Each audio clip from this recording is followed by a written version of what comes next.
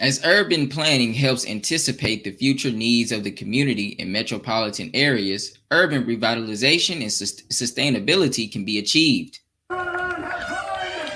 In city after city, this is the new reality. Streets closed down to traffic, parking spots turned into outdoor dining.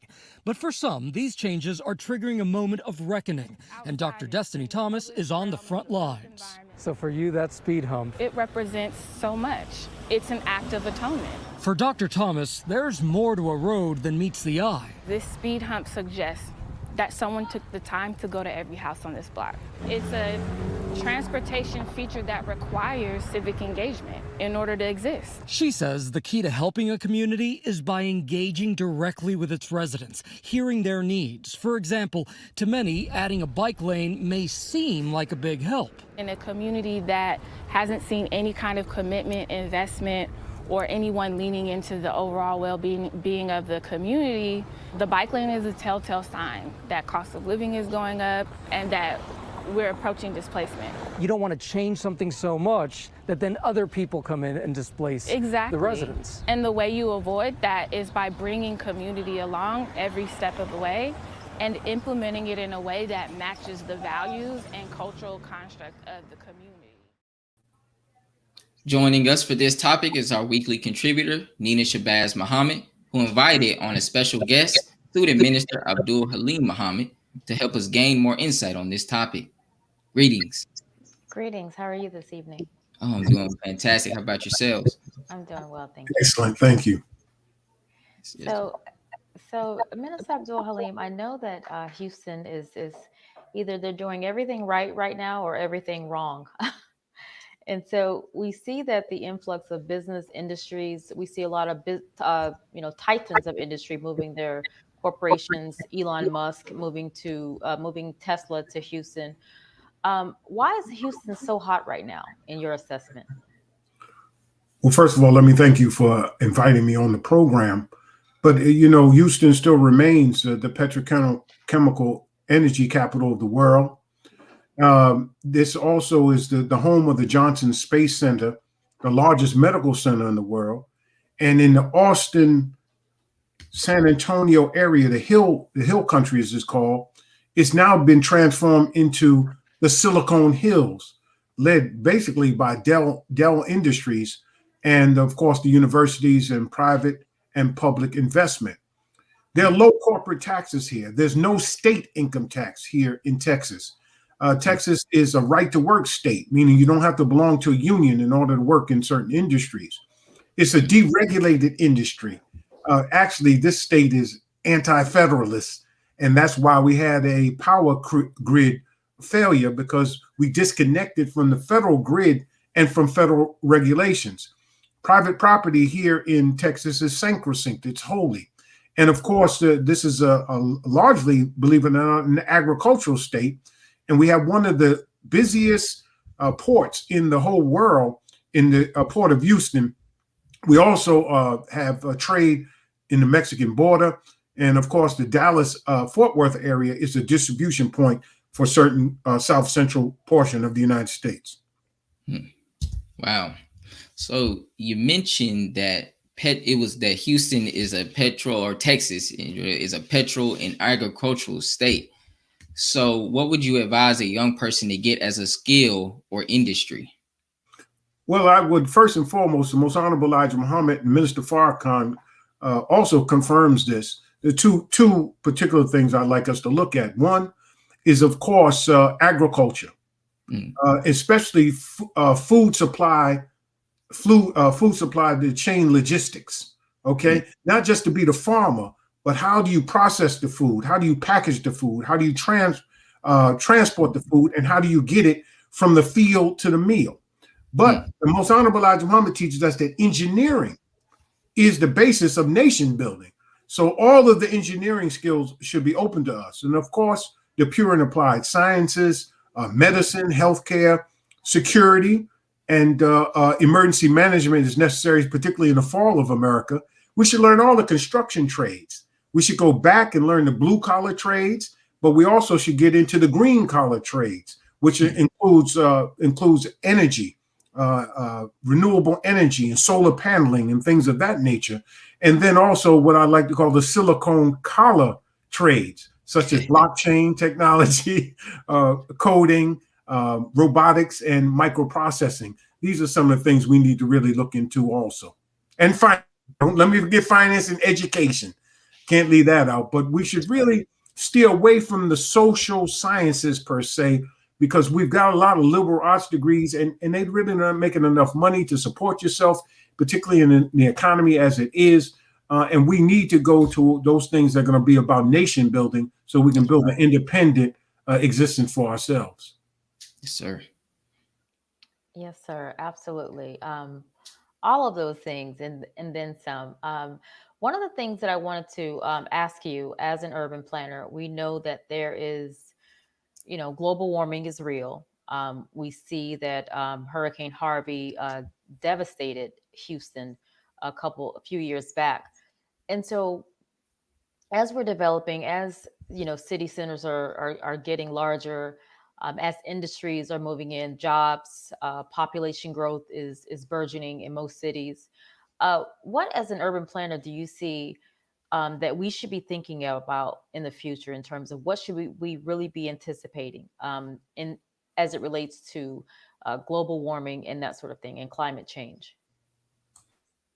Well, as you know, Sister Nina, in my dissertation, in my studies, I attacked, if you will, the concept of sustainable development, which is trying to bring equilibrium between the economy, the environment, and social equity. And so in a post 9/11, post Hurricane Katrina and Hurricane Harvey planning environment, we have to add security in a 9/11 environment, asymmetrical warfare. Now we see cyber warfare is going on. We have to add that to our mix of sustainability. And also we have to put safety, public safety, such as mitigation, preparedness, response, and recovery as part of our sustainable development model. Because in truth, yes, global warming, the fall of America, the judgment by the elements of rain, hail, snow, earthquake, and other things, we need to really be prepared for those calamities that are to come. But the most important thing for those who particularly live in the urban areas is the mitigation of gentrification. We should always welcome development, but we want equitable development without displacement. The very definition of gentrification is a neighborhood change that causes displacement. And the only way to solve that is to be a student of the Honorable Elijah Muhammad's teaching and what his number one chief minister has taught us. We got to own some of this earth we can call our own. You can't stop or mitigate gentrification if you don't own the dirt that's under your feet. Absolutely. And you spoke on what it is that could be coming in Houston, what we need to be doing in order to prepare for certain disasters that could be coming with the fall of America. And so what projects are you working on that you're most excited about? Well, I'm working on multimodal transportation. Houston is, like, in some senses, is a very auto-centric city. And they do believe in highway building. And we're very far behind. We're nearly 30 years behind in terms of mass transit. So one project I'm working on is the extension of what is called our Purple Line, our light rail Purple Line, out to Hobby Airport, which is a smaller international airport. Also, the expansion of I-45 is going to cause great displacement in terms of housing and businesses, and many are going to impact the poorer communities.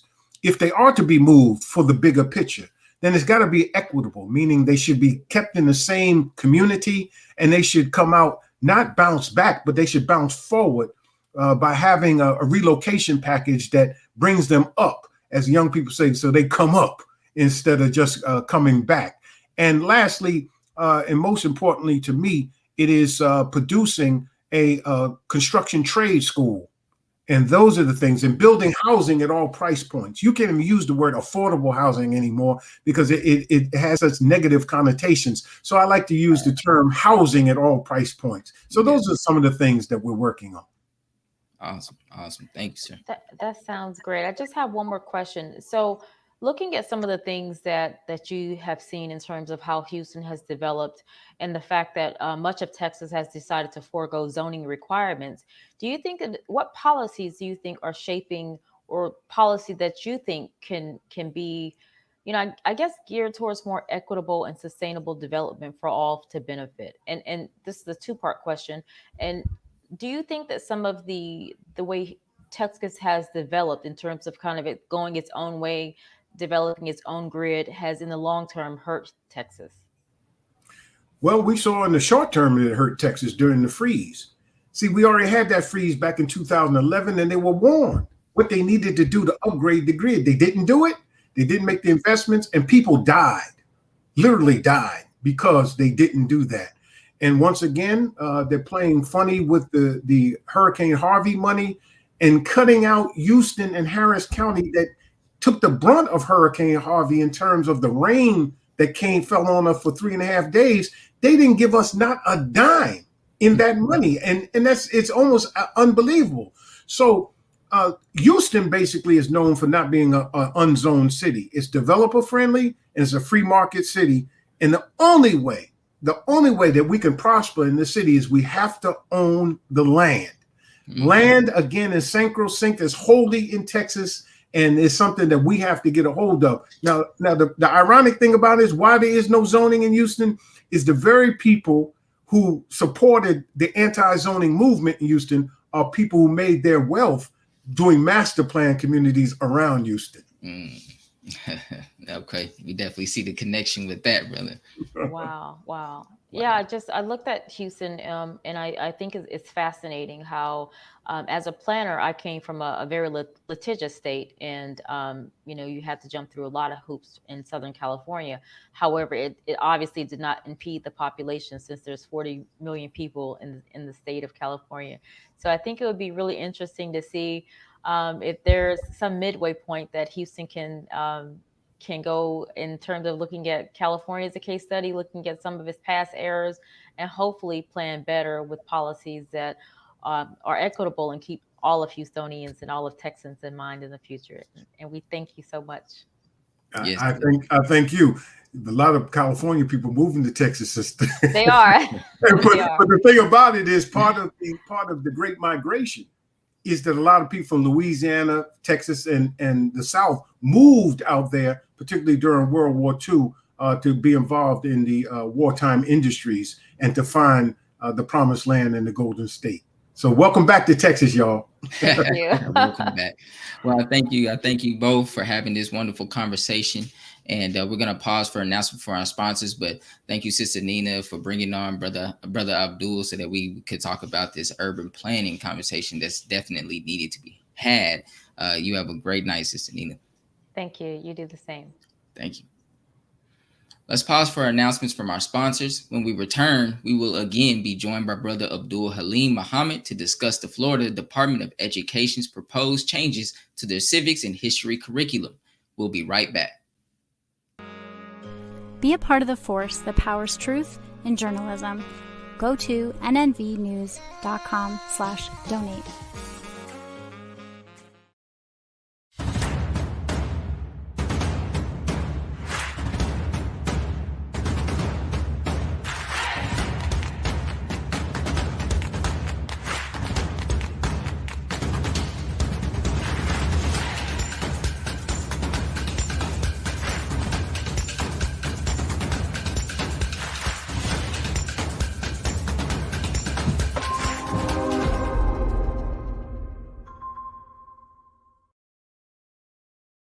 Worldwide, 24 hours a day, 7 days a week. Download the Final Call Radio app and take us everywhere. On your phone, on your computer, on your tablet, on Instagram, Facebook, and Twitter. You can also log on to finalcall.com and click the Listen Live button, or finalcallradio.com. Final Call Radio, the official voice of the Honorable Minister Louis Farrakhan and the Nation of Islam.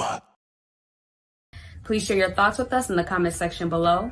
Follow us on social media at NNV News, and please subscribe to our YouTube channel at National Network View.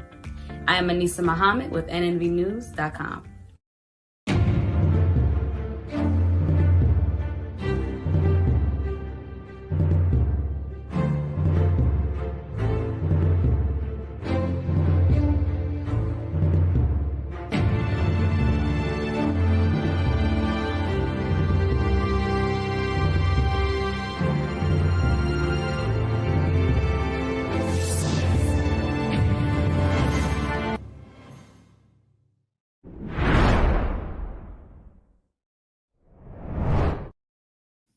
As educational institutions make revisionist changes to civics and history curriculum, the new paradigm is sure to impact the mind of Black and Latino children. Joining us to give insight on this subject is Brother Abdul Haleem. How you doing today, brother? I'm well, thank you, and I'm glad to be back. Yes, sir. So, why is the Florida Department of Education making such changes to its curriculum? It's part of a national movement, which is against what they call critical race theory, which simply is to say that they want to make little Johnny and Mary, their white children, feel guilty about the racist past and inequitable past of America.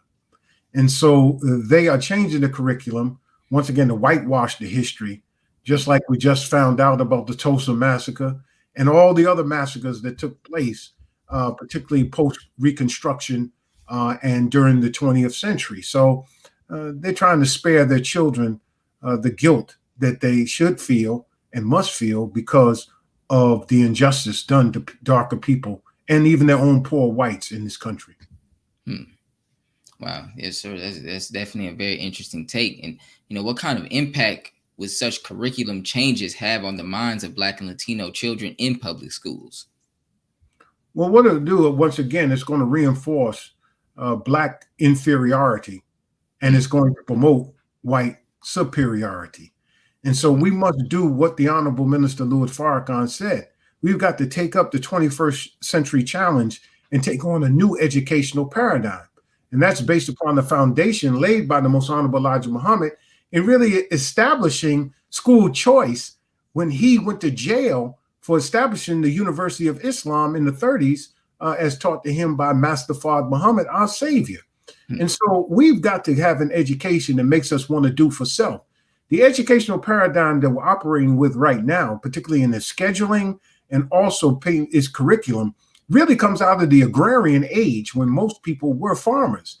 And it is still based upon what you would call Fordism or industrial age, where it seems like we're preparing students to put screws and nuts in widgets, like in a factory assembly line, instead of the information age. And this was proved during this COVID-19 pandemic, where children had to do remote learning. We see how difficult it was because in many cases, many communities did not have high-speed internet, didn't have access to pads and computers. And so we were completely caught flat-footed in terms of education, its curriculum, and carrying it out.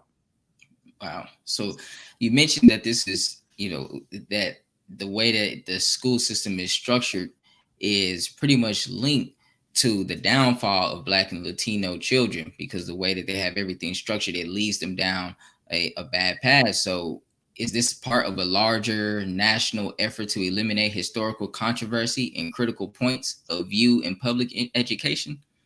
Yes, once again, it's to teach blind patriotic jingoism, to make people blindly patriotic, not to, I'm the beneficiary of the three types of educational institutions: private school, parochial school. I went to Catholic school and also public school. But the one thing that I had was good teachers in each one of those institutions that didn't teach me what to think by rote.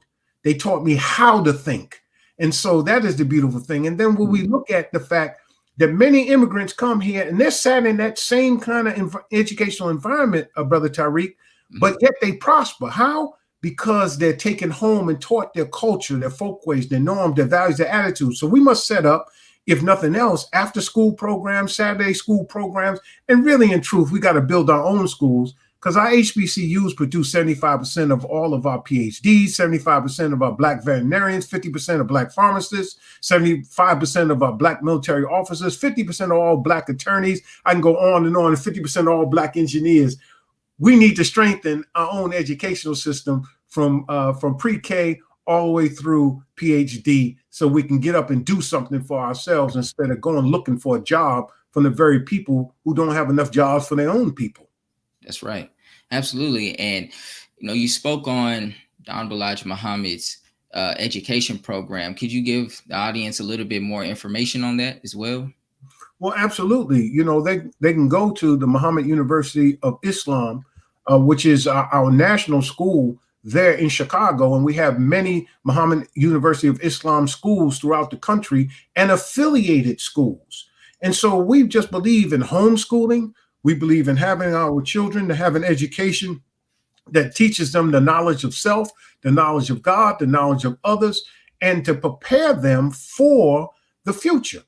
I just interviewed on my radio program a young sister by the name of Qudisa Muhammad out of Houston, who graduated high school at 16 years old and is a junior in college now. And when she finishes, she'll be able to finish her PhD literally before she's 21 years old, which is really how we should do it, instead of spending a whole bunch of money, a whole bunch of time getting a PhD, which some cases means a pretty heavy dude, or it might mean, that we really are pretty broke with all the student loans that we have. So I just think that we have to have a whole nother mindset when it comes to an educational process that makes us nation builders and nation sustainers, and not people who look to others to do for us what we can and must do for ourselves.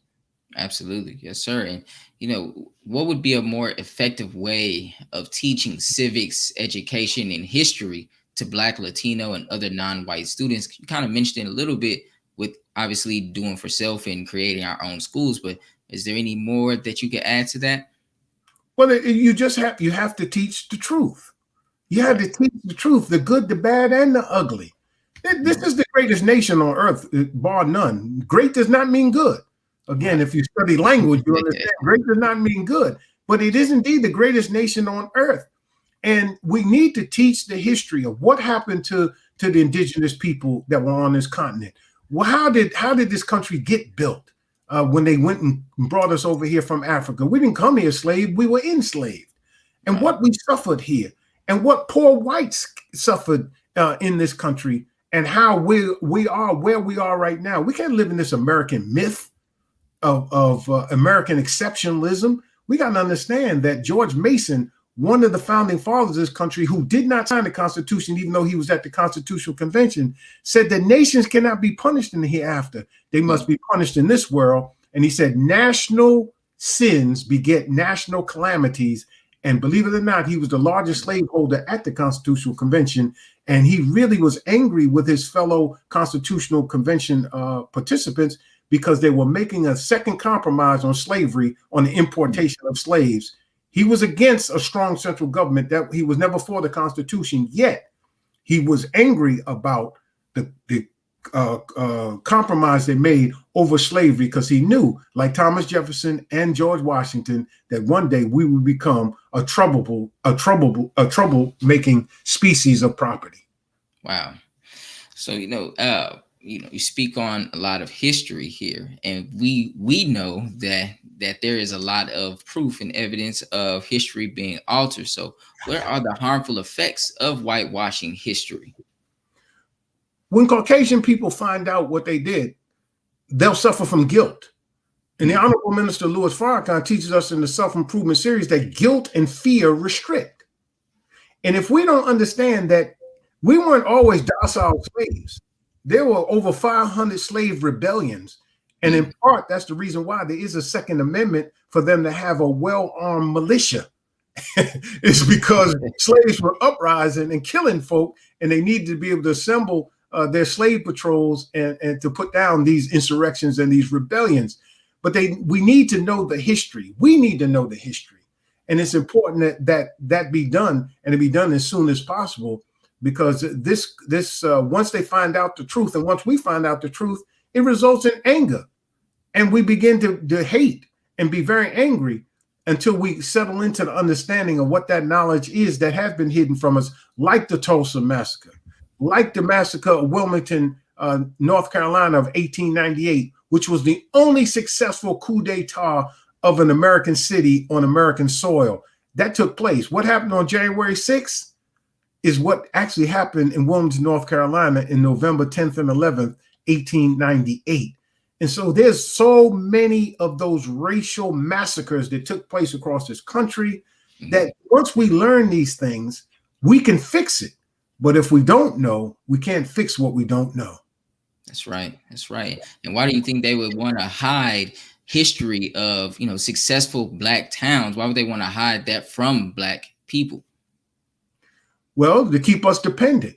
If you get 1.5 to nearly $2 trillion out the economy, but you're not a producer but a consumer, right, then you're nothing but a host for a bunch of bloodsuckers to suck your economic blood. So our communities are not communities, they're colonies. Wow. Where you come and you have some Black titular leaders, figurehead leaders that appear to have power, but the truth of the matter is we've got everybody that ever comes to America setting up shop. If we're so poor, why do people come and set up shop in our communities? Because we're not doing for self as the most honorable Elijah Muhammad told us to do. And so others are benefiting from our lack of productivity, and they are taking money out of our community, building their own communities. And we sit here begging at the door, waiting for Mr. Biden to send down a stimulus check or to fix the things in Tulsa, when really our forefathers showed us the way in Tulsa, and 25 to 27 Black towns there in Oklahoma were already established when Oklahoma became a state. So we have the blueprint during Reconstruction. We know without real government funding and help that we can do some things, but we need to get up now and do it for ourselves. We have the qualified men and women, Tariq, to do what we need to do for ourselves. The question is, when will we unite, put aside our differences, and work in operational unity, which is unity without uniformity? That's right. That's right. Unity without uniformity. Well said, brother. So just a last question here to end off on, and I thank you again for your time for joining us. When will America ever truthfully own up to its past when it comes to slavery and the creation of America? Well, unfortunately, I think the way we're going, the way this country is split right now, we're heading towards civil war. And the truth of the matter is that I don't think they'll ever accept the truth of what was done to us and how we built this country. And so that is putting them in the bullseye of God's judgment, and his Christ and the Mahdi is going to bring about justice for us, whether we want it or not. And so integration, assimilation, and accommodation is not going to work. We're going to wind up in the separation, reparations, and repatriation in the very near future.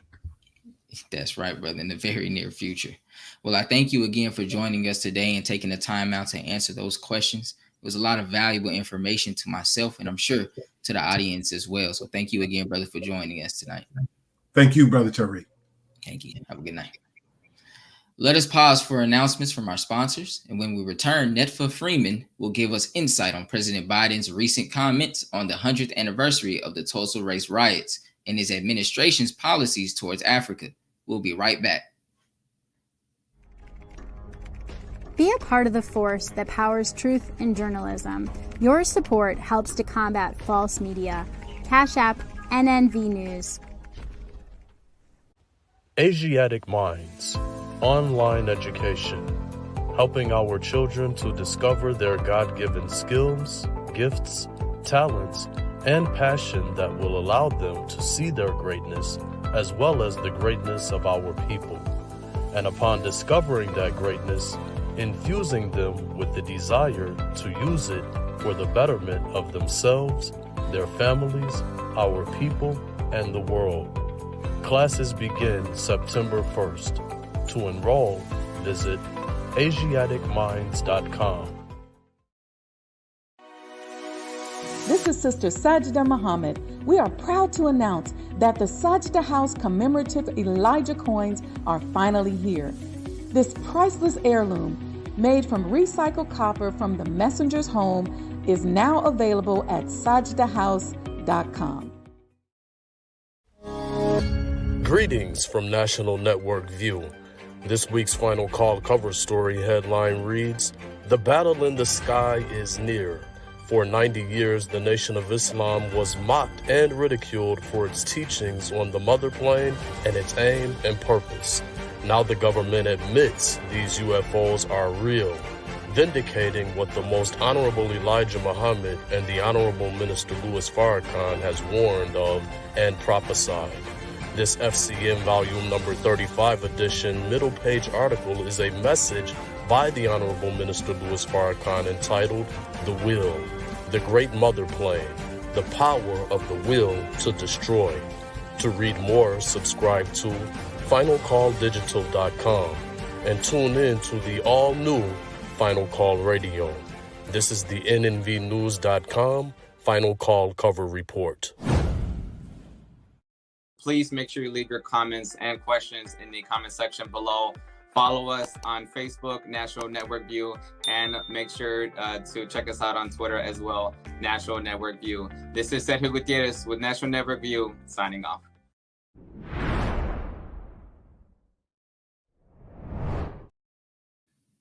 President Biden, the first U.S. president to make public comments, spoke at the 100th anniversary commemoration of the Tulsa Race Massacre.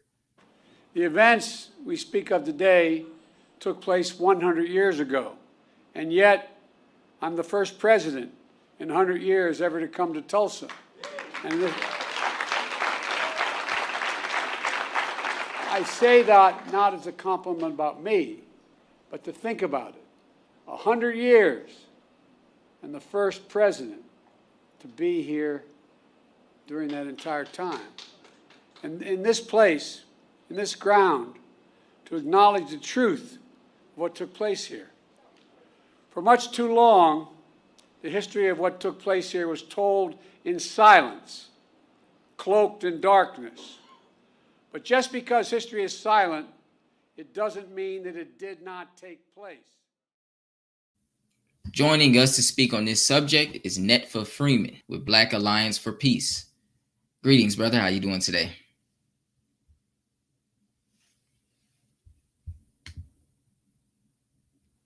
Sorry about that. I'm doing great. Thanks for having me. Oh, no problem, sir. Yes, sir. It's great having you on, my brother. Well, let's jump right into it. President Biden spoke in Tulsa, Oklahoma on the 100th anniversary commemoration of the Tulsa Race Massacre. Why has Biden been the first U.S. president to recognize the massacre and make public comments? Mm-hmm. The short answer is straight up political opportunism.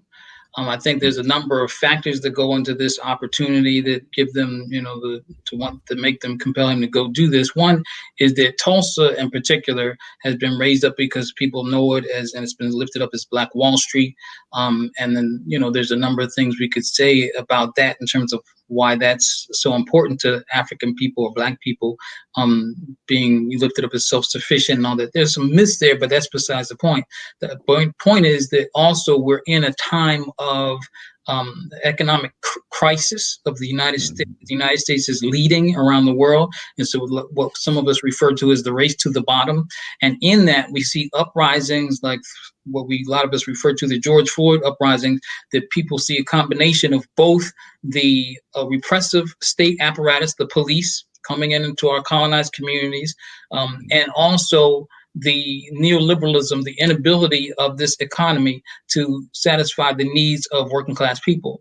And so right now, the state is trying to play damage control and is trying to do everything to relegate our concerns as oppressed people to strictly race and not deal with the intersections of class in that aspect. And so they're playing an identity politics game where they want to feign a consideration for the concerns that have emerged over the last few years, well, for a long time now, around the police repression that manifests itself particularly on the race level, but also they can't allow us to see that the intersections of that with class and the natural or inherent fascist nature of capitalism. So a lot of this is also to reduce white supremacy to these more crude manifestations, like we see the people storming the Capitol and those kind of things. They'll blame Trump as being a white supremacist, but in fact, the United States as a settler colony, as a settler colonialism, is a system that's dependent on 3 pillars of white supremacy, capitalism, and patriarchy. It's a system that persists. They can't afford for the movement to embrace that idea. So they're on a PR campaign. So that's what makes them do this. Wow, that was a heavy take and some heavy truths to reflect on. And speaking on truths, in Biden's speech, he said, only with truth can come healing and justice and repair. So as a member of Black Alliance for Peace, do you feel Biden is placating to the aspirations of Black people? I mean, he definitely is. I mean, there's no this. Kwame Ture, I know historically Carmichael used to say capitalism and people that are capitalists don't lie some of the time. They lie all the time. So it's no way that they can even be telling the truth. As even I think the brother Muhammad in the segment before talked about the number of massacres that take place. So he's only talking about Tulsa. And because, like I said, that's emerged as a more prominent one. But there's, like you said, Wilmington, North Carolina. There's Rosewood that a lot of people know of. There's Arkansas, Elaine, Arkansas. There's different things. We also have to remember that there are even some that are not relegated to the South and then more contemporary. For example, the move bombing in Philadelphia. That should be considered a massacre that killed all 11 people, 4 or 5 of them children in that house, and then destroyed the whole square city block.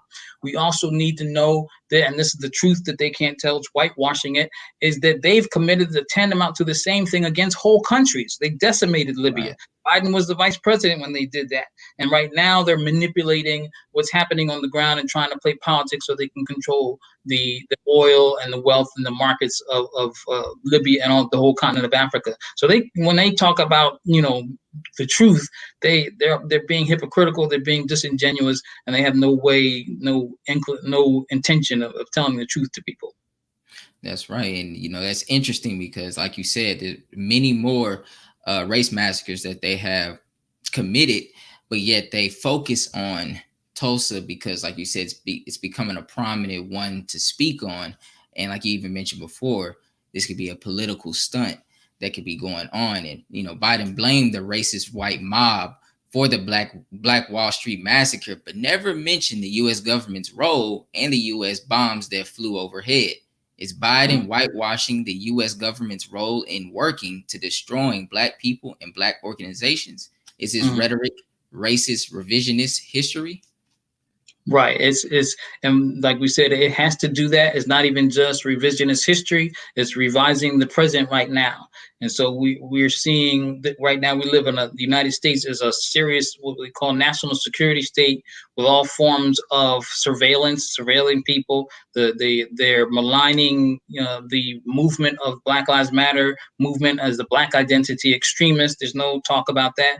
They're giving more arms, transferring arms from the Department of the Department of Defense to localized police forces under Biden. Just his short, how many months has it been? 6 months in the presidency, and that transfer of what's known as the 1033 program, that transfers equipment from the military to local police forces has seen an increase of those transfer of equipment, a lot of it weapons, not all of it is weapons, but this to be used against our communities than all of the quarters of the previous presidencies, or at least the Trump presidency.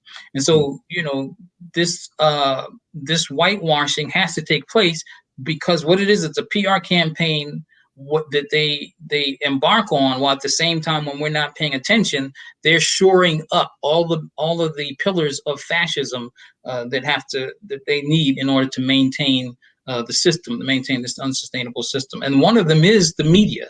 And we have to remember, media is a component of fascism, using media to confuse people and to propagate things. And it's to make us also embrace an Americanism, as we would say, Malcolm called it Americanism, that is actually implicitly white supremacist and also confines our thinking and makes us believe our interests are bound up with the same interest of the rulers of the United States, when in fact we have interests that are aligned with the working class people in our communities, and also internationally, the Black and brown people struggling in other places around the world. Man, wow. And so let's shift the conversation to internationally now, because you did mention about the massacres that went on in Libya when he was vice president at the time. So as Palestinians live under apartheid, Biden has given his unwavering allegiance to the Zionist Israel. When it comes to Haitians, he said, I can say quite clearly, don't come over. What does this say about Biden's pervasiveness and the implications of his policy toward oppressed people? Mm-hmm. I mean, it says a lot. I mean, we really can't. It's hard not to talk about this administration, not even just the administration, it's really not just about Biden, it's about the presidency, because the prerequisite for becoming the president of the United States is to be a Democrat or Republican, and it's also to be able to bomb children in another country. If you can't do that, you're not going to be president of the United States. It's that simple. They're going to do everything they can. And so when it comes to Palestine, they talk, do one thing with the left hand and do something else with the right hand. They've issued $5 million, I think, to help with the rebuilding or recovery efforts to Palestinians in Gaza. But at the same time, they approve $750 million to give more weapons to Israel. And so this is the hypocrisy we see. Biden's talking about the Haitians. We don't tell them not to come over here. Well, the Haitians on the street, and what we don't get with the media here, are saying, U.S. get out of Haiti. And so that, the white supremacy involved in that is that the United States, along with Brazil and France and the OAS and the United Nations, are controlling what's happening in Haiti. It's not just about the dictator Jovenel Moïse, but Jovenel Moïse maintains power because they support him, and that he grants them unfettered access to what Haiti has to offer in terms of the exploiting the country. Wow. Thank you for that. Thank you for the intake, or thank you for those takes, my brother. That was some good insight on the information. So where can we go to reach out to your organization? BlackAllianceForPeace.com is the website. I'm a member of Pan-African Community Action, which is a member of Black Alliance for Peace, and PACApower.org is Pan-African Community Action's website. And I'm on Twitter, Netfa, Blacks for Peace is Black Alliance for Peace Twitter. All right. Well, thank you again, brother, for taking the time out to join us tonight. Really do appreciate your takes and your input on these topics. Thank you again, and you have a great night. You too. Thank you. Thank you. Thank you for joining us today and tuning in to National Network View. Please share your thoughts with us in the comment section below. Follow us on social media at NNV News. Please subscribe to our YouTube channel, NNV News. This is Tariq X with National Network View News. I wish you all peace, blessings, and well-being. Good night. Be a part of the force that powers truth in journalism. Go to nnvnews.com/donate.